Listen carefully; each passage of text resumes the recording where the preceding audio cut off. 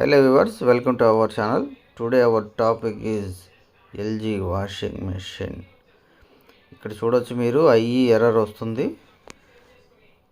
Machine on అయిన 4 నిమిషాలకి IE అని పడుతుంది. ఎందుకు ఏంటనేది ఇక్కడ మీరు చూసినట్టయితే వాటర్ పుష్కలంగా వస్తుంది.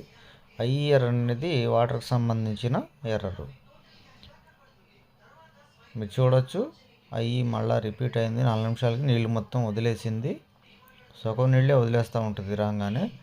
దానికి సంబంధించిన ప్రాబ్లం ఏంటంటే ఇక్కడ ప్రెషర్ సెన్సార్ అనేది ఒకటి ఉంటుంది అనమాట. మిషన్కి నీళ్ళు ఎన్ని వస్తున్నాయి ఎన్ని పోతున్నాయి అన్నీ అది సెన్స్ చేసి బోర్డుకి పంపిస్తూ ఉంటుంది అనమాట. సెన్స్ చేసి మన మెదడులాగా. అయితే దానిలో సమస్య ఉంది. అది మార్చుకుంటే మనకి సరిపోతుంది.